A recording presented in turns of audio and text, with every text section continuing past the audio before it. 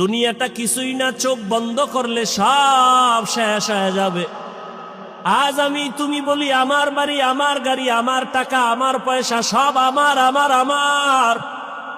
আজরাইল যেদিন হাজির হয়ে যাবে দেখবা নিজের জামাটাও কিন্তু আর আমার থাকবে না।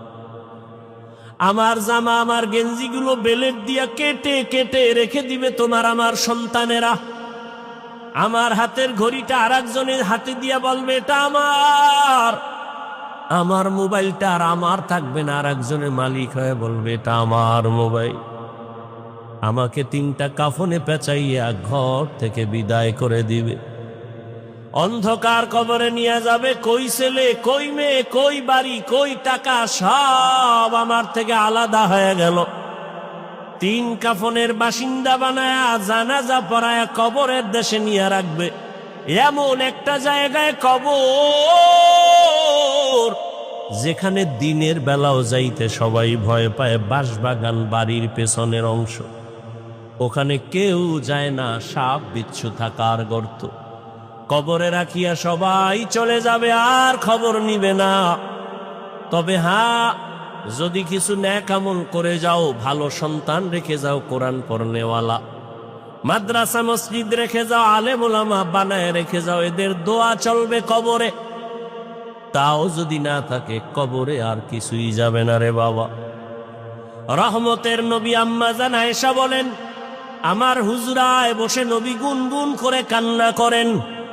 আমি জিজ্ঞাসা করতাম, ইয়া রাসূলুল্লাহ, আমি আয়েশার কোনো বেয়াদবির কারণে আপনি কান্না করেন? কয় না না।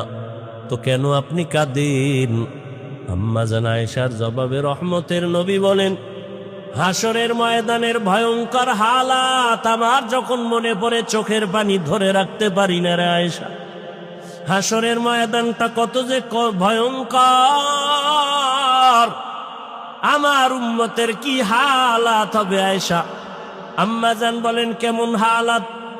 নবীজি বলেন, হাসরের ময়দানে নারী আর পুরুষগুলো উলঙ্গ, সবাই উঠবে।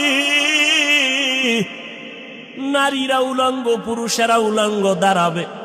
সূর্যটা মাথার উপরে নেমে আসবে। সূর্যের গরমে জমিনটা তামা হয়ে যাবে। নাফরমানদের মাথার মগজগুলো ভাতের মারের মতো ফুটতে থাকবে। ওদিকে জাহান্নামের আওয়াজ। জাহান্নাম চিৎকার দিয়া বলবে, ও দয়ার মালিক, বেনামাজি গুলো কই? নাফরমান গুনাহগার গুলো আমার পেটে দাও। নবী বলেন, ওদিকে আমার আল্লাহ রাগান্বিত আওয়াজ দিয়া ফেলবেন, কুদরতের আওয়াজ দিবেন, বড় ভয়ঙ্কর আওয়াজ। লিমানিল মুলকুল ইয়াউম